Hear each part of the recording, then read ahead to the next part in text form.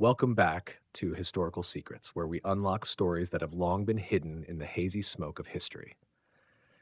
Tonight, we are not talking about a king, a battle, or a mighty empire, but about a small plant that has both fascinated and frightened humanity for thousands of years: cannabis. From the ancient rituals of shamans to the laboratories of modern scientists, it has traveled a long journey full of controversy and mystery. Before we begin this journey, if you enjoy historical stories told in a way unlike anyone else, hit follow and turn on notifications because every week we will explore secrets that make history more alive than ever. Now, relax, let the lights soften, the music play, and join me in tracing the hazy smoke to discover when humans really started smoking cannabis and why it has never truly disappeared. If history had a scent, then the ancient era would surely be filled with the mingling aromas of cannabis smoke and cooking fires. While China was experimenting with writing on bamboo and herbal medicine, somewhere to the west, across deserts and grasslands stretching to the horizon, nomadic tribes were turning smoke into their own language. No one called it a hallucinogen, nor were there laws to forbid it. To them, it was a bridge between the tangible and intangible worlds, a way for the living soul to whisper to ancestors through the hazy smoke. The Scythians, riding horses like the wind and fighting like storms, probably never thought of themselves as smoking. They were summoning spirits, performing rituals, and sometimes, just sometimes, relaxing after a long battle. When Herodotus, the ancient Greek historian, wrote about them, he could not hide his astonishment. Tattooed warriors standing inside a sealed tent, inhaling each puff of smoke and howling in indescribable delight. The Greeks called it barbaric. The Scythians called it soul purification. Modern archaeologists call it ancient golden spa therapy, for indeed they have found smoking instruments made of pure gold in Scythian tombs, still bearing traces of cannabis seeds. No other civilization of the same era regarded a plant as a symbol of liberation and power in such a way. For the Scythians, cannabis was not just a ritual, it was proof of identity, the taste of freedom and life in a world without boundaries. And while that smoke drifted across the steppes to the south, India was writing its own chapter, not with swords and spears, but with sacred chants and thick cups of bhang. If China turned cannabis into medicine, India turned it into a religious ritual, a form of meditation skillfully blended with knowledge and euphoria. Ancient Indians believed that cannabis was a gift from Shiva, the god of destruction and rebirth. According to legend, Shiva left the world exhausted and frustrated and lay down to rest under a tree. Upon waking, he discovered slender green leaves, chewed them, and suddenly felt his mind illuminate. Since then, cannabis became a symbol of enlightenment, mentioned in the Vedas as one of 5 sacred plants that help humans escape suffering. But if you think that was limited to religion, imagine the scene at an ancient temple during the Mahashivaratri festival. Hundreds of devotees, faces smeared with white ash, eyes sparkling, holding cups of bhang mixed with milk, honey, and finely crushed cannabis leaves. The drums pounded, chants echoed. In that space, cannabis was no longer just a substance. It was a gateway to the spiritual world. People did not consume it to get high, but to understand. Remarkably, at that time, the world did not see cannabis as a sin. It was a tool, like an instrument or language, used to seek meaning in existence. Ancient Egyptians used to ease labor pain. The Greeks ground cannabis seeds to make medicine for ear infections. Even in some Egyptian tombs, archaeologists have found traces of cannabis on burial shrouds, perhaps to guide the deceased soul peacefully and a bit more pleasantly. From Asia to Europe, from the Himalayas to the Nile, cannabis became a shared heartbeat of humanity, part of survival, belief, and curiosity. Each culture viewed it through a different lens. China saw it as medicine, India as sacred, and the Scythians as a connection between humans and the cosmos. Fascinating, isn't it? A small plant that has traveled with us from the Stone Age, crossing every linguistic and religious boundary. Cannabis has appeared in ancient pharmacopoeias, royal rituals, wars, and even art. It makes humans calm yet rebellious, creative yet bewildered. And perhaps that is why it has survived thousands of years of prohibition. Not because it is powerful, but because it reflects our very nature: curious, contradictory, and always seeking to view the world through a different lens. From a fire in the Siberian forest to temples in India to golden vessels and warrior tombs, cannabis has traveled a long journey. That journey is not just a story about a plant, but a story about humanity's desire to touch the divine, even if only for a single breath. And if you think this is the end, it is not. From Indian temples to the streets of Baghdad and the ports of Venice, this plant is about to enter a phase that will spark global debate, fear, and ultimately legalization. So don't take your eyes off the screen. In the next part, we will explore how cannabis crossed borders, fueled trade wars, and even helped shape jazz music. Make sure you hit follow because this hazy story has only just begun and history is about to get aromatic like never before. If there is any place that truly understands how to blend order and mythology, it is ancient Egypt. Here, everything had its place, from the position of the sun in the sky to the place of cannabis in the royal apothecary. Ancient records like the Ebers Papyrus, the equivalent of a national medical registry over 3,000 years old, describe this plant not as something hidden in darkness, but carefully documented as part of mainstream medicine. Hemp oil was used to soothe inflammation, relieve toothaches, and treat ailments that the Egyptians believed came from angry spirits within the body. Today, we call that bacteria. But to them, it was a miracle that could be brewed, burned, and prayed over at the same time. In the temples lining the Nile, cannabis was more than medicine. It was fragrance, sacred smoke. Priests mixed it with resin, burned it in bronze vessels engraved with lotus flowers, so that prayers would rise straight to heaven. Perhaps they truly believed it, or perhaps they simply realized that after a few minutes inhaling that smoke, heaven seemed much closer. Each ritual was a blend of resin scent, smoke, and the lightheaded feeling we now call the THC effect. Pharaohs believed that smoke opened a path between the living world and the realm of the dead, and somehow cannabis became a ticket between the two worlds. It is not surprising that traces of hemp resin have been found on the wrappings of some royal mummies. It seems someone carefully packed this plant alongside gold, statues of gods, and prayers. Let me carry a bit of peace on my journey to the other side. A small gesture, yet it speaks volumes about human belief that even amid eternity, a warm breath of the earth was the only thing keeping them close to life. But cannabis was not limited to Egypt. As merchants carried spices, fabrics, and ivory across the Mediterranean, they also carried seeds of subtle pleasure. From there, cannabis arrived in Greece, where philosophy was invented and everything had to be debated for at least 3 hours before action.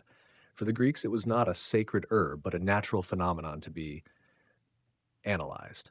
Physicians like Dioscorides and Galen recorded that hemp reduced ear pain, calmed the nerves, and made patients talk more than usual.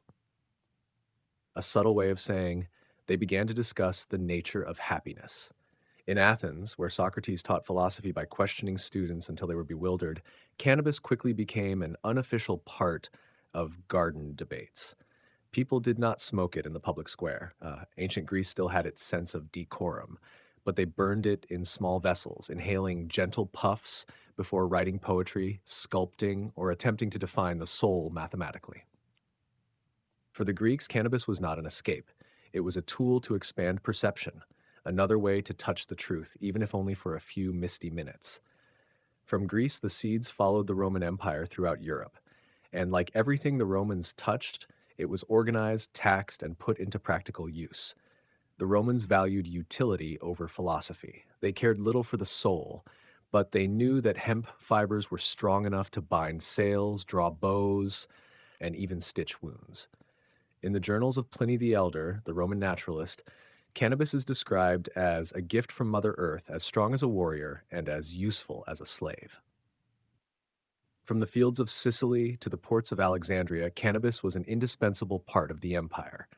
Every Roman ship leaving port carried dozens of hemp ropes, bringing with them winds and stories spreading across the ancient world.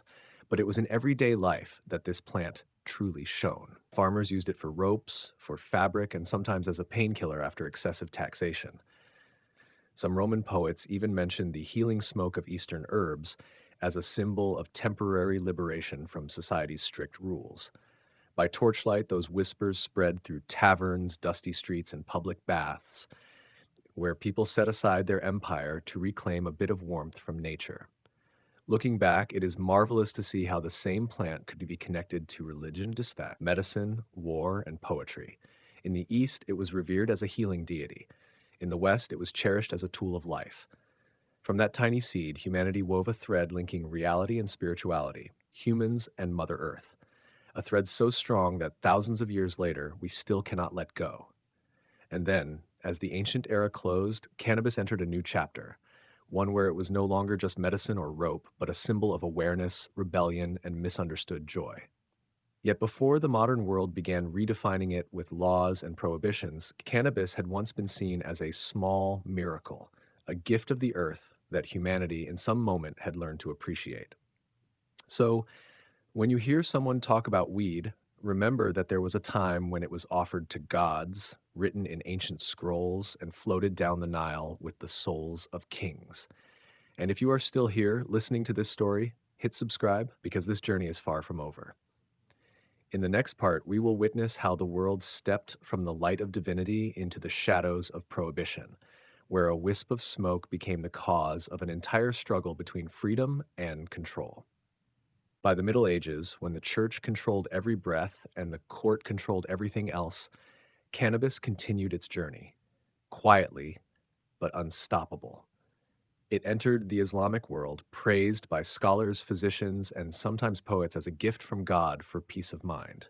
While Europe at that time was busy fearing that a soul might be cursed simply for thinking the wrong thought, in the Middle East, the hidden gardens of Baghdad echoed with laughter, music, and smoke curling around golden oil lamps. There, philosophy and herbs began to dance together. Arab philosophers gave it names both reverent and mysterious: the grass of enlightenment, the fragrance of contemplation. In the first universities of the Islamic world, people studied cannabis's effects on body and mind, not to forbid it, but to understand it. They realized it calmed the nerves, relieved pain, and inspired reflection. The writings of Ibn Sina, Avicenna, the Persian medical genius, mention it as a useful medicine if used in proper dosage, and a potential danger if abused. An astonishingly scientific perspective for an era when Europe was still debating whether the soul had weight. Yet alongside knowledge came whispers. In the narrow streets of Cairo or Damascus, amid the sound of the oud and the aroma of freshly roasted coffee, people began speaking of something called hashish, a concentrated form of cannabis, pressed, burned, and shared in secret gatherings. Not everyone agreed, of course. Conservative clerics saw it as temptation, a bridge to laziness and illusion. But ordinary people knew well. In a harsh world, sometimes just a wisp of smoke was enough to make life more pleasant. Hashish cafes began to appear, similar to coffee houses later on. There, poets, merchants, dreamers, and mercenaries sat together, sharing ideas, telling stories, and sometimes forgetting the original topic. A 13th century Egyptian poet once wrote, "Those who drink wine see the world sway. Those who smoke hashish see the world dissolve." Not exactly medical advice, but certainly a powerful metaphor. Then came Europe. No one knows exactly through which borders cannabis slipped, only that around the 12th century, when knights returned from the Crusades, they brought not only spices and strange diseases, but also seeds. And like a prophecy in green, hemp took root across the continent. In the West, it was not burned in religious rituals, but spun into fibers, woven into fabric, and used to make paper. Cannabis, or more precisely, hemp, became the material foundation of medieval European civilization. Ancient laws even required farmers to grow hemp. In England, Queen Elizabeth I fined anyone who did not plant at least a quarter of an acre of hemp, because without it, English ships could not sail. Ropes, sails, clothing, and books all came from the same plant. When we say Europe was built on paper, it is almost literally true. And if you have ever held an old charter in your hands, you were likely touching a piece of weed that once swayed in the wind over 500 years ago. Yet, alongside practical uses, there remains spiritual allure. In Renaissance Italy and Spain, artists and scholars began experimenting with herbs to stimulate imagination. Some discrete texts mention the Eastern medicine, a euphemism for hashish. It is no surprise that murals filled with dreamlike images and philosophical works began questioning the nature of reality. Perhaps only a thin wisp of smoke between the real and the imagined allowed humans to dare to dream so boldly. Meanwhile, Christian monasteries, meticulously recording every herbal formula, also listed hemp in their medicinal catalogs. They used hemp oil to treat inflammation, headaches, and even in exorcism rituals. Yes, you heard correctly. Some 14th century records describe priests using oil extracted from hemp to soothe tormented souls. Perhaps they were right, just not in the way they imagined. By the 16th century, when European explorers began expanding into the world, they carried hemp seeds as if carrying their faith. Wooden ships with hemp sails cut through the Atlantic, bringing seeds to the Americas. There, it took root in new soil, grew fast, lush, and became a strategic resource for the colonies. In Virginia, George Washington once wrote in his journal, "Planted hemp this morning. Must take care of it." It is unclear whether he meant rope or something else, but clearly he cared. Benjamin Franklin, founder of America's first printing press, also used hemp paper to print newspapers. Some historians even suggest that the first Declaration of Independence was written on hemp paper, meaning modern democracy may have begun on a sheet of weed. While the Founding Fathers passionately debated freedom, perhaps no one realized that the first freedom they held in their hands was the product of a once misunderstood plant. And so, over thousands of years, cannabis, from a wild herb in Central Asia, traveled the world, from Indian temples to Greek academies, from Persian deserts to Roman vineyards, and from European monasteries to American farms. Each civilization found something different in it: divinity, philosophy, medicine, or simply relief. But all shared the same truth that in the moment a person exhaled that smoke, they felt smaller and the universe a little larger. The world may change, religions may divide, empires may fall, but this plant continues to grow. Wherever humans set foot, it follows, humble, resilient, and mysterious. Perhaps that is why, to this day, whenever we speak of cannabis, we are not just speaking of a substance or a habit. We are speaking of history, of curiosity, of pain, of joy, and of the desire to transcend our own limits. By the 16th and 17th centuries, Europe suddenly awoke from the long slumber of the Middle Ages and immediately did the first thing anyone does upon waking: question everything. Why does the earth revolve around the sun? Why are humans forbidden to think?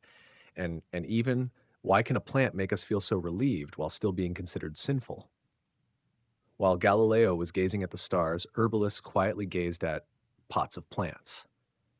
Cannabis returned to laboratories, meticulously recorded as a legal, useful, and few dared to say aloud, slightly pleasant medicine. Doctors in England, France, and Italy began adding cannabis extracts to their pharmacopoeias, using it to treat insomnia, convulsions, arthritis, and even depression. In a world without aspirin or paracetamol, it was like the first doctor who truly listened to patients. And ironically, much of the earliest research was conducted in monasteries, where monks seemed far too idle not to experiment with everything growing in the holy gardens. But do not think that Europe fully accepted it. On the contrary, the 17th century was an era of contradictions, where every discovery came with fear. Cannabis was loved in medicine and hated in doctrine. It was praised in laboratories but hidden in herb gardens. Some nobles secretly used cannabis oil to treat chronic headaches, a common ailment among rulers, perhaps because they had to endure too much bad advice. Then came the 18th century, when humans began sailing to explore the world, and hemp, the accepted sibling of cannabis, became the lifeblood of the era. Without hemp, there would be no sails to cross the Atlantic, no anchor lines to hold ships in storms, no paper to write treaties dividing the world. A hemp fiber could withstand 3 times the pull of cotton, and a nation with abundant hemp was a naval power. In 1492, Columbus brought not only religious faith and the ambition for gold and silver, but also cannabis seeds aboard the Santa Maria. Yes, the New World was discovered by sails woven from the very plant that today remains controversial in many places regarding legalization. And from there, cannabis entered the era of globalization, not through philosophy, but through trade. In the American colonies, hemp quickly became part of the economy. George Washington and Thomas Jefferson both grew it, not for fun, but because it provided strong fiber and high profits. However, some private notes suggest Washington once wrote, "Observe carefully the male and female plants." Modern historians still debate whether he was speaking about agriculture or something else. By the 19th century, Cannabis entered its most brilliant phase, the era of modern medicine. From 1830 to 1900, pharmacies in Europe and America were filled with bottles labeled cannabis extract. Cannabis extracts used for all kinds of ailments, from toothaches, asthma, insomnia, to existential sorrow. Renowned doctors like William O'Shaughnessy brought it from India to England after witnessing its remarkable effects in Ayurveda. He described it as a medicine that soothes the mind without dulling the intellect, a statement that modern advertising would certainly pay to use. Cannabis became a symbol of new science, free, humanistic, and evidence based. It appeared in medical journals, literature, and even art. In 19th century Paris, an intellectual group called the Club des Hachishins, Hashish Club, emerged, where writers like Baudelaire, Gautier, and even Victor Hugo gathered to discuss philosophy, read poetry, and experiment with herbal enlightenment. No social media, no podcasts. They did the best they could, smoke and philosophize about life. Baudelaire wrote in Artificial Paradises, "Hashish gives you the feeling that time has stretched out like an endless thread, and every thought echoes forever." If you have ever waited for a video to load on a dial-up connection, you would understand that feeling. However, as with everything in history, the pleasure never lasted. When the 20th century began, along with imperialism and industrial anxiety, cannabis suddenly became the enemy, partly due to politics, partly due to race, and largely due to ignorance. In the US, early 20th century propaganda campaigns began linking cannabis with dangerous immigrants, especially Mexican laborers and black jazz musicians. The name marijuana appeared, sounding foreign and suspicious compared to cannabis, making the public wary. Governments could not control music, but they could ban instruments. And in this case, the cannabis plant became the scapegoat. In 1937, the U.S. passed the Marijuana Tax Act, making possession of cannabis a criminal offense. From a common medicine, it was pushed into darkness within a few years. Pharmaceutical companies that once advertised cannabis extracts suddenly erased all traces as if it had never existed. But interestingly, whenever society tried to bury it, cannabis grew back stronger. In the 1960s, America's counterculture generation, amidst war, social pressure, and a crisis of faith, turned once again to that old smoke as a way to say no to the industrial world. Music, philosophy, art, and politics intertwined in that gentle haze, and cannabis once more became a symbol, not of laziness, but of freedom of thought. From then until now, its history has continued to oscillate between prohibition and acceptance, between suspicion and understanding. But looking back at the entire journey, from Himalayan valleys, across Persian deserts, through Gothic churches to modern laboratories, one thing becomes clear. Cannabis has never been just a story about intoxication. It is a story about humans, about how we fear what we do not understand, then return to it when we grow weary of what we have understood too well. Lucrezia Borgia grew up in a world where every kiss could be a vow or a sentence. She was the daughter of the Pope, which meant she was both blessed by God and a political asset of her family.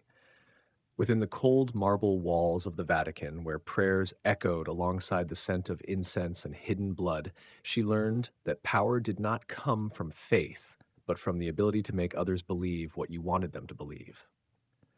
From an early age, Lucrezia witnessed her father, Rodrigo Borgia, turn sacred rituals into tools of control.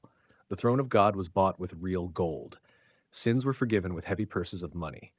In that atmosphere, she had no choice but to become a survival artist, a woman who knew how to smile while a dagger hovered at her back. She was called the Poisonous Muse, an image both alluring and terrifying. But more accurate accounts tell of a girl constantly striving to live between two worlds, one where people wanted her to be a puppet and one where she longed for freedom.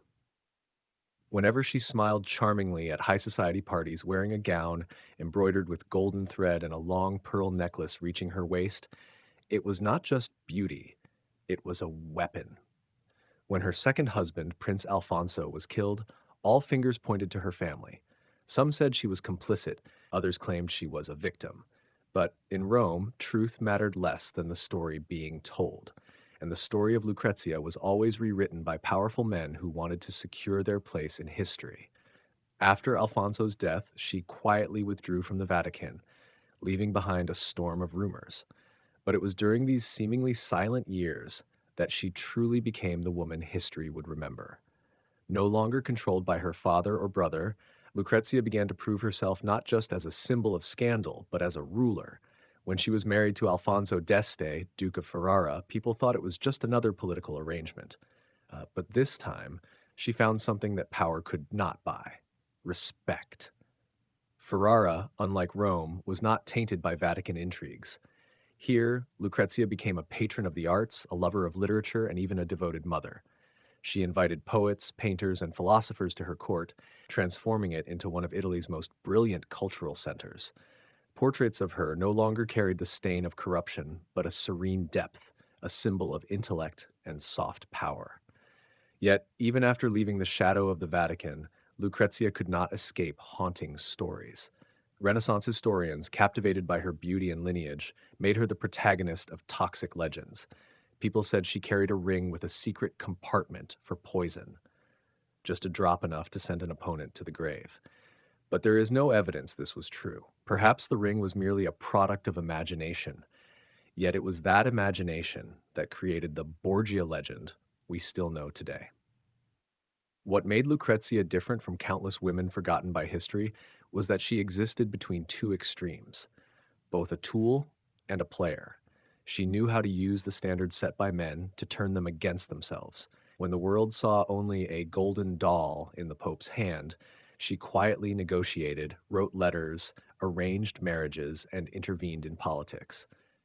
In an era when women were treated as commodities, Lucrezia was one of the few who knew how to value herself. When her father and brother died, many anticipated her downfall. But instead of disappearing, she stood firm, even becoming one of the most respected figures in the Ferrara court. In her later years, Lucrezia devoted much time to poetry and religion. The woman once accused of incest, murder, and power manipulation now appeared in records as virtuous, calm, and compassionate. Perhaps that was her most beautiful tragedy, misunderstood in life, yet honored after death. When Lucrezia died in 1519, Rome almost sighed in relief, as if the ghost of the Borgia family had finally left the world. But they were wrong. The name Borgia lived on, echoing in plays, novels, paintings, and rumors. And the image of Lucrezia, from a girl married off as a pawn to a woman who wrote the final chapter of her own life, continues to spark debate. Was she a devil dressed in silk or an angel born in hell? Regardless of the answer, history cannot deny one truth. Lucrezia Borgia is proof that even in a world dominated by men, a woman could turn humiliation into power and legend into a weapon. And perhaps if we look closely, we will see that the smoky haze of cannabis in ancient rituals and the haze of power in the Vatican are not so different. Both make humans intoxicated, blind, and forget the line between sin and salvation. It is said that in her final years, Lucrezia Borgia was no longer a name that made gentlemen shiver or made poets' hands tremble while writing. Instead, she became a respected woman, a duchess with sad eyes and sharp intellect, who transformed the infamous reputation of the Borgia family into a symphony of redemption and soft power. But do not let that serene appearance deceive you, for in every calm smile of hers, the echoes of fiery years remained, of intrigue, of surviving in a world where women were only allowed to be beautiful, not dangerous. Ferrara, under Lucrezia's guidance, was a strange painting, both magnificent and full of hidden meaning. The banquets at the Este Palace were not only to praise the arts, they were also political chess games played to the lute's melody. Every piece of music, every poured goblet of wine carried a message. While her husband was engrossed in discussions of artillery, Lucrezia sat amidst Persian rugs and Roman busts, listening to whispering ambassadors. They came to negotiate, but often left feeling as if they had just confessed. This was the art of control by someone who had lived among those who had no concept of loyalty. The 16th century was a time when all of Europe was transforming. Monarchies were shaken, the church lost its sanctity, and science began to question God. In that chaos, Lucrezia found opportunity. She was no longer the Pope's daughter, but a mediator between two worlds, between faith and reason, between power and art. It is said that if Machiavelli wrote The Prince for those who rule with the sword, Lucrezia was the perfect example of one who ruled with words and charm. She patronized Ariosto, who wrote Orlando Furioso, a work celebrating love, war, and human madness. Many believed Ariosto saw Lucrezia reflected in his characters, wise, charming, and tragic. She encouraged scholars to translate Greek classics, established a public library, and founded a female choir, something unprecedented in Italy. Once a symbol of scandal, she became the spiritual mother of Ferrara's Renaissance. Yet, amidst the flickering candlelight and melodious strings, the invisible scars in her soul never fully healed. She bore more mourning than the pearl necklaces she wore, the loss of her mother, father, brother, and many children before they could call her mother. It is said that once Lucrezia looked at a self-portrait, her eyes cold as glass, and quietly smiled, "This painting is so beautiful that I no longer recognize myself." She began spending more time at the San Bernardino convent, where walls were earth-toned and incense mingled with the sound of prayers. She could be found kneeling for hours, head covered, hands counting rosary beads. Yet even in prayer, she did not flee from the past. In a letter to a close friend, she wrote, "I do not seek forgiveness only to be understood, for sin, like love, only exists as long as it is remembered." This is the statement that led many to believe Lucrezia understood human nature better than any contemporary philosopher. She had seen power rot the soul and morality bought with gold, and instead of fleeing, she chose to live with them, tame them, and turn them into art. Her final years were a quiet and somber chapter. Illness came, her body weakened after many births, whereas when fever tormented her, she still requested musicians to play the sacred songs she loved, so that the soul may depart in rhythm.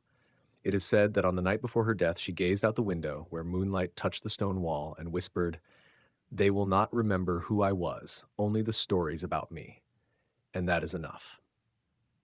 In 1519, Lucrezia Borgia died at the age of 39, an age when most other women were only beginning to live. But for her, a lifetime had been long enough to become legend. When her coffin was carried through the streets of Ferrara, people did not throw stones, but scattered flowers. No one dared call her the Pope's daughter anymore. Now she was La Duchessa, the woman who had turned her curse into a symphony of power, beauty, and perseverance. Centuries later, her name still evokes endless debate.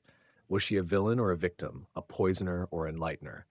Perhaps the truth lies between those extremes, where Lucrezia stood, smiling at time, as if she knew that every legend is written by the hands of the survivors. And that is the legacy of Lucrezia Borgia, a woman born in darkness, yet who used intellect and steadfastness to make that darkness serve her. In a world where women were treated as pawns, she became the player, understanding that sometimes the greatest power is not seizing the throne, but making others forget that you ever sat upon it. Amid the resounding cheers and the pungent dust of the Circus Maximus, Rome appeared as a living creature, colossal, frenzied, and intoxicated with its own chaos. Not everyone came to watch the chariot races. They came to witness fate. There, between deadly turns and smoking wheels, everything, honor, money, even life itself, was thrown into a gamble. Rome's racing teams were not merely entertainment, but a form of secular religion, where the people worshipped the charioteers like saints and chanted their names as prayers. In the heart of Rome, fanaticism belonged not to the church, but to the arena. It is strange to think that in that same city, just a few centuries later, people would whisper the name Lucrezia Borgia with a similar frenzy. Legends about her spread through squares and taverns like bets in the Circus Maximus. No one knew the truth, yet everyone wanted to wager on a version of it. Some said she was the incarnation of Venus, alluring and deadly. Others claimed she was merely a pawn sacrificed on the Vatican chessboard. The truth, like the races at the circus, was always obscured by dust and screams. If the Circus Maximus was the heart of Rome, then rumors were its blood, flowing fast, hot, and sometimes poisoned. Renaissance Rome was a city of masks, where piety could be a cover for lust and prayer could conceal intrigue. People lived between holiness and sin without perceiving any contradiction. That is why the legend of Lucrezia never died, for she was Rome in miniature, sin draped in velvet and power baptized with perfume. In reality, contemporary documents tell a different story, less dazzling but more truthful. In Ferrara, Lucrezia was no longer the rumored poisoner, but the woman who built a gracious court, where art and thought were protected from the poisonous winds of politics. While Rome crumbled under ambition, Ferrara flourished thanks to her composure. Scholars from across Europe sought her patronage, not for her power, but for her insight. Under her hand, Ferrara became a sanctuary for beauty, an oasis amid a desert of war and intrigue.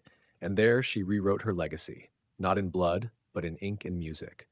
In letters sent from the Este Palace, Lucrezia spoke of faith, of tolerance, of how humans could live amid sin while maintaining dignity. Her words at first glance seemed those of a nun, yet contained the wisdom of one who had seen both faces of power. She did not justify her past. She simply showed that survival, at times, is the noblest form of resistance. Yet Rome, the city of memory, never forgets.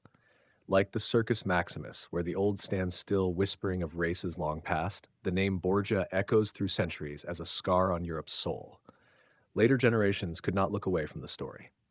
Painters recreated her face as a puzzle, angel or demon. 19th century French writers turned her into a symbol of lust and power. Even in modern times, Hollywood remains captivated by her image.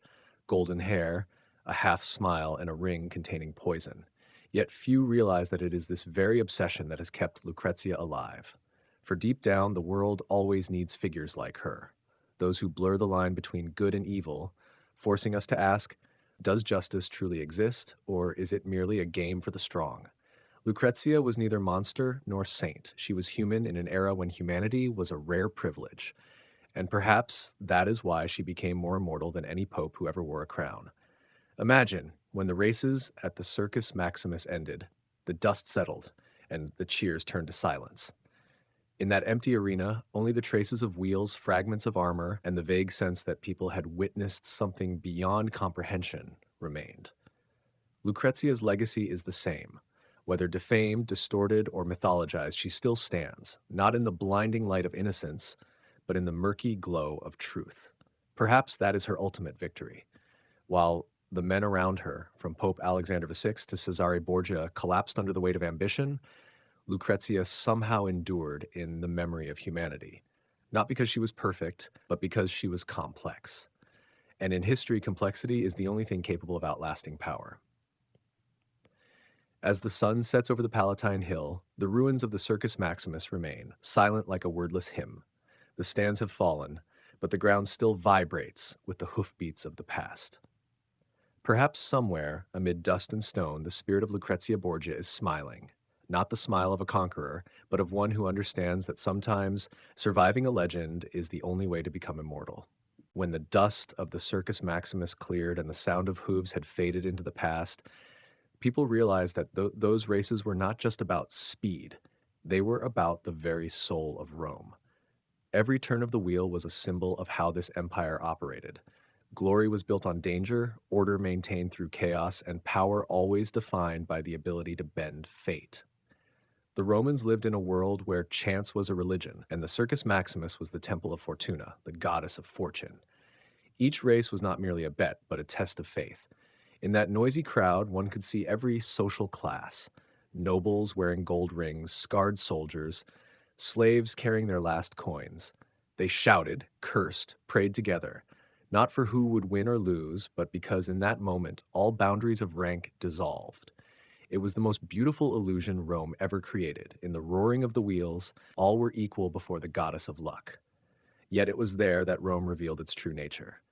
This empire, built on loyalty and faith, thrived on the addiction to victory. The racing factions, red, blue, white, green, initially playful symbols, gradually became dark power structures capable of manipulating politics. The charioteers were worshipped like gods, and their owners became kings in the shadows. At times, the factions grew so powerful that the Roman army had to intervene to prevent civil war among their fans. What happened in the Circus Maximus mirrored exactly what was happening in the Caesar palaces: ambition, betrayal, and the desire to survive. An emperor could lose his throne simply by backing the wrong color. When Nero sat in the stands and declared support for both factions, he thought he was maintaining peace. But the Romans did not want peace. They wanted victory. And that is what made Rome both great and self-destructive. While the crowd cheered, the charioteers knew better than anyone the price of glory. They fastened the reins around their waists, accepting that a single fall could drag the whole team of horses to death. They raced not just against opponents, but against destiny. Death in the Circus Maximus was certain, differing only in timing. And strangely, it was this very risk that made them loved to the point of deification. The Romans admired a noble death more than a long life. For them, a charioteer who fell at the height of victory would be remembered forever, while one who survived too long would be forgotten. It is no coincidence that the graves of the charioteers were engraved with images of war chariots, horses, and blazing wheels. They were buried as heroes. For Rome, at its core, revered courage above morality. A brutal race could kill dozens, yet the crowd would rise to applaud. Death, in their eyes, was proof of indomitable will, and Rome could not exist without those who dared to race with death. Standing amid the ruins of the Circus Maximus today, it is hard to imagine that this was once the heart of the world. The stands are now silent mounds of earth, but if one listens closely, they can still hear the cheers from 2,000 years ago, voices echoing from a civilization that turned excitement into art. People say Rome fell because of luxury and war, but perhaps Rome fell because it loved its own glory too passionately.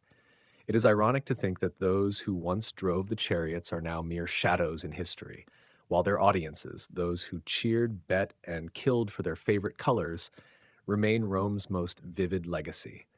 Because whenever people today fix their eyes on a screen, shouting for their sports team, we are repeating the same ancient ritual. The Circus Maximus has never disappeared. It has only changed form. The Romans once said, panem et circenses, bread and circuses. They understood that to rule people, one did not need a sword, only something to believe in, and someone to hate. The chariot races were the perfect tool for such control. While the crowd argued over which faction was stronger, the empire continued to expand. The beauty of the Circus Maximus lay in the fact that it was both a stage for heroes and a mirror reflecting humanity's deepest addictions: addiction to emotion, addiction to power, addiction to witnessing another's destruction. Perhaps that is why the image of the Circus Maximus continues to captivate us today. Deep down, we remain drawn to the same question that once made the Romans crowd the stands thousands of years ago. Can we reach glory without destroying ourselves in the process? The Circus Maximus was not just an arena. It was a microcosm of Rome, where every emotion, power, and loyalty was laid bare under the sun. In the suffocating atmosphere of dust, hooves, and cheers, every Roman found a reflection of themselves, from the lowliest to the most powerful emperor. They did not come merely to witness the charioteers competing for victory. They came to partake in a living ritual, where joy, fear, and death intertwined into a unique religion. The charioteers, whether slaves or free citizens, knew they were standing on the edge of fate. Every lap was a life or death challenge. The driver had to coordinate 4 horses in a quadriga as a single unified entity. One determined speed, another the turning angle, and the remaining 2 reacted to every nudge and whip of the reins. A single moment of carelessness, a wheel slipping from the groove, a horse stumbling, and the chariot would become a splintered wreck scattered across the track. Such accidents were called nofria, and they were the spectacles most eagerly anticipated by the crowd, a classic display of death and exhilaration. Alongside the danger lay the intricate web of politics and deceit that the factions built. Each racing team was a power force: stables guarded like fortresses, trainers coaching drivers from childhood, and spies monitoring every move of the opponents. A whisper, a rumor about a horse's health or a chariot's condition, could overturn the odds in an instant. Bribery, cheating, and cunning became an inseparable part of the game, turning sport into war disguised as entertainment. The crowd, while celebrating and cheering, was also part of this machinery. They jeered, cursed, and shouted with all their hearts, demonstrating loyalty and hatred for the factions like true devotees. They did not merely bet money, they wagered their honor, faith, and emotions. Children were raised in the colors of the factions, adults cheered by tradition, and wives sometimes abandoned husbands who supported opposing teams. In the Circus Maximus, every decision was symbolic. Every action carried political weight. And it was precisely this display and danger that created mythology. The charioteers became living symbols. Scorpus, the golden star of the green team, won thousands of races before youth and fate claimed his life. The whole city mourned his death, and the tombstones engraved with praises still stand as evidence of the immortal veneration of those who dared to live and race with death. Gasapolus Diocles, another charioteer, became a monument of endurance and talent, switching factions like modern athletes and amassing wealth sufficient to host lavish feasts Rome had never witnessed. They were not nobles, yet they were worshipped like gods. The price of such fame was brutal. Injuries, horses dying, chariots shattered, companions lost or perishing. Each race was a calculation between risk and survival. Spectators, even witnessing accidents, still cheered, seeing the driver's death as an integral part of the ritual. The Circus Maximus was a place where death became beautiful, danger turned into joy, and the line between victory and defeat was always blurred. Emperors, from Caligula to Nero, understood the power of this adoration. They participated, placed bets, sometimes directly guided the chariots, and used the Circus Maximus as a political tool to control the populace. A happy crowd was a quiet crowd, and a famous charioteer could maintain order better than an army. The circus became a social pressure valve. When taxes rose or food was scarce, the cheering and races soothed every anger. Behind every race was a delicate balance of ritual and danger. Engineers maintained precise rhythms, priests blessed the spinners, and the emperor watched to ensure everything remained harmonious. Accidents occurred, but in order. The Romans prided themselves on control, even in chaos, and because of this, the Circus Maximus endured for centuries, becoming Rome's most brilliant, ruthless, and immortal symbol. Ultimately, each race was not just a sport, it was a metaphor for an entire empire. Four colors, the laps, the sound of hooves, and the cheers all reflected the grandeur, pride, and peril of Rome. The spectators were not merely entertained, they sought transcendence, a moment to escape themselves and merge into a world larger, more vibrant, and more merciless. When the dust settled, when the scent of sweat and wine lingered in the air, the Romans left the stands feeling they had lived another life, tried a life that the Circus Maximus granted them, even if only for a moment, living between exhilaration and death, divinity and humanity, glory and fate. The marriage between Eleanor of Aquitaine and Henry of Anjou was not merely a union of territories.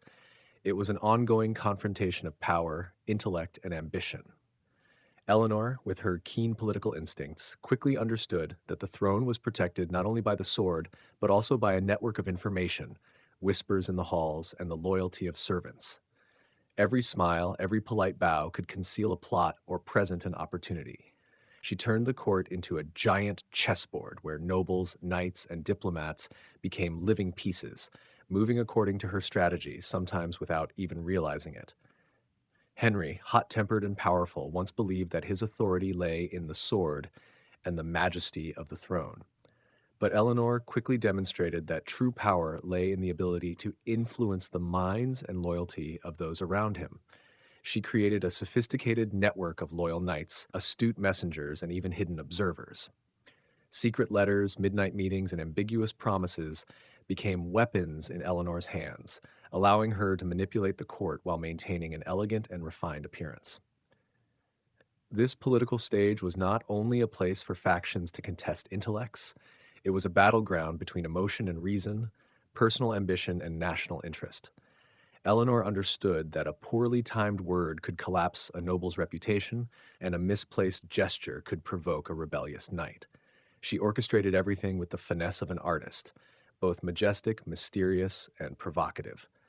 Young knights looked at her with admiration and fear. Wealthy nobles sought proximity to gain favor, while jealous rivals plotted quietly to bring her down. Every day was a sophisticated game of power, where Eleanor always held the upper hand. For Eleanor, power was not the ultimate goal, but a tool to expand her influence and protect the lands she inherited from Aquitaine. She understood that Henry's court, though strong, still required the wisdom of a woman of exceptional intellect. Eleanor turned Aquitaine into a center of culture, art, and politics, where poets, musicians, and knights competed under her discerning yet subtle gaze. Their court became a dazzling stage where every conversation, feast, and ceremony contained both opportunity and risk. Yet Eleanor's power and intellect were not always easily acknowledged by Henry. His hot temper often clashed with her finesse. Each quarrel shook the court like leaves in a seasonal wind, with nobles observing every expression, remembering every word. However, even in conflict, Eleanor knew how to turn disputes into opportunity.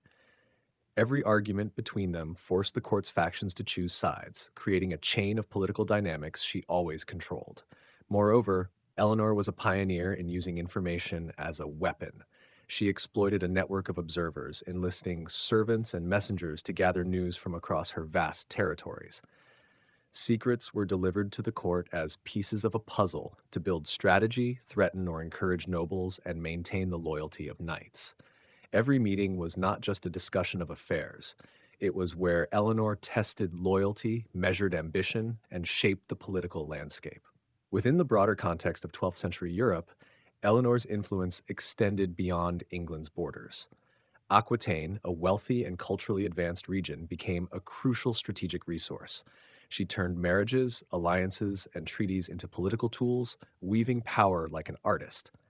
Arranged marriages, alliances with Norman lords or French nobles, were meticulously calculated to consolidate her position and expand Henry's influence, even though their relationship remained tense. But Eleanor was not merely a political strategist, she was also a cultural leader. Her court became a center of poetry, music, and art, where poets drew inspiration from her intelligence and charm. Knights competed for her attention, and courtship became a refined art, combining loyalty with a means for Eleanor to control factions. Every smile, glance, and compliment was a subtle software in the power system she operated. For Eleanor, power, culture, and intellect did not exist separately. They merged into a perfect whole, creating a timeless model of a powerful woman. She turned traits traditionally undervalued in medieval women into supreme tools: keen observation, subtlety in communication, and the ability to forge social alliances. Consequently, she not only maintained influence in England, but also became a model of female authority across Europe. Ultimately, the story of Eleanor of Aquitaine is living proof of the power of intellect and pride. She transformed obstacles, humiliations, and social constraints into opportunities to build power, influence, and reputation. Henry II's court was not merely a kingdom, it was a vast stage where Eleanor shaped destiny, culture, and politics. In every action, decision, smile, or glance, she demonstrated that true power does not lie solely in the throne or the sword, but in intelligence, courage, and the ability to skillfully and subtly shape the world around her. When Eleanor of Aquitaine stepped into the light after 16 years of imprisonment, she was not merely a queen freed from chains, but a living symbol of intellect, power, and indomitable resilience. Every eye in the court turned to her. The seasoned knights, the powerful nobles, the astute diplomats, and even long-serving servants recognized that Eleanor, though aged, still retained the political mastery she had once wielded to dominate both the French and English courts. She entered Poitiers, where the center of power had once been her refuge, and immediately re-established order. Intricate plots were overturned, alliances manipulated, and opposing factions placed precisely where Eleanor desired. Unlike her years alongside Henry II, this time Eleanor was not just a wife, but a count strategist and effectively a co-ruler alongside Richard, her son, whom she had raised with a wisdom that blended political acumen and family strategy. Eleanor understood that the court was not a place for displaying personal power. It was a stage where intellect and strategic insight determined destiny. She employed all her experience. Every rebellion, every challenge, every surveillance, every plot accumulated during her 16 years of captivity became a living repository to build a sophisticated power system, wherein Richard's position was strengthened yet entirely reliant on his mother's intellect. She began by stabilizing the empire's finances. The treasury, frequently depleted during Henry's reign, was now managed by Eleanor with near mathematical precision. She reorganized revenues from Aquitaine, Normandy, and Anjou, while expanding trade networks through North Sea and Atlantic ports. Eleanor understood that the true power of a court did not lie solely in the sword or the throne, but in the ability to control resources and the flow of wealth. She ensured that loyal nobles received due rewards, dissenters were monitored and observed, and knights served not only for honor but also for tangible benefits. Beyond finances, Eleanor emphasized culture and soft power. She transformed Poitiers and other castles into cultural centers where poets, musicians, and scholars gathered to serve the court and monitor one another through stories, verses, and songs. During feasts, tournaments, and festivals, Eleanor simultaneously enjoyed the arts, observed, memorized, and shaped politics. Every story, poem, and play became an opportunity to assert authority, influence opinion, and reinforce Richard's position. She taught her son to wield culture as a weapon. A timely compliment, a cleverly critical poem, or a meticulously staged sporting event could all sway a noble's loyalty. When Richard ascended the throne, Eleanor did not blindly hand over power, but placed him in a strong position while ensuring his dependence on her counsel. Richard, a valiant warrior with the spirit of a crusading knight, often overlooked minor political details, which Eleanor compensated for with careful calculation. She ensured that every major decision, from appointments to diplomatic actions, was meticulously considered. For Eleanor, power was not merely domination. It was the ability to foresee consequences, calculate reactions, and prepare plans for every eventuality. Even in military affairs, Eleanor retained profound influence. When Richard participated in the Third Crusade, she ensured that assets, troops, and logistics were firmly managed. She dealt with local officials, strengthened alliances with nobles, and oversaw armories. When Richard was captured by the Holy Roman Emperor and held for ransom, Eleanor negotiated his release, rescuing her son and consolidating the court's prestige. Her political finesse, combined with experience surviving multiple rebellions, made Eleanor the true center of power, far beyond the nominal role of queen or mother of Richard. However, Eleanor's power was not limited to political matters. She was also a symbol of a resilient woman, a model of intellect, pride, and the ability to influence fate. Young nobles regarded her with awe. Knights learned to respect intellect over brute strength. European courts whispered tales of Eleanor, from intricate games of power to how she survived 16 years of imprisonment while maintaining authority. She demonstrated that true strength lay not in the throne or sword, but in intelligence, perseverance, and the subtle manipulation of the world around her. This period also witnessed continuous transfers of power. Eleanor's sons, each with distinct character and ambition, learned to operate under her guidance and influence. Richard, famed as the Lionheart, became a warrior king, yet even his boldest military decisions were grounded in his mother's planning and strategy. John, the youngest son, cunning and ambitious, was also closely monitored and subtly guided. Every step they took was part of the larger picture Eleanor had crafted, ensuring that power, though tested, remained stable and strong. By combining intellect, experience, soft power, and control over both the court and her children, Eleanor of Aquitaine not only restored order to Richard's empire, but also solidified her own historical legacy. She proved that a woman could manipulate politics, maintain power, and influence the fate of an entire kingdom, even after 16 years of imprisonment and enduring humiliation from a powerful husband. Eleanor did not merely survive, she triumphed. As Eleanor of Aquitaine entered the final years of her life, she had become a living symbol of intellect, power, and extraordinary survival in a world rife with conflict and intrigue. At nearly 80 years old, Eleanor still rode across treacherous terrains, from the Alps to the deepest valleys of Aquitaine, negotiating with princes, merchants, and lords, raising a vast ransom to save Richard from peril. Later historians would call her the lioness in search of her son.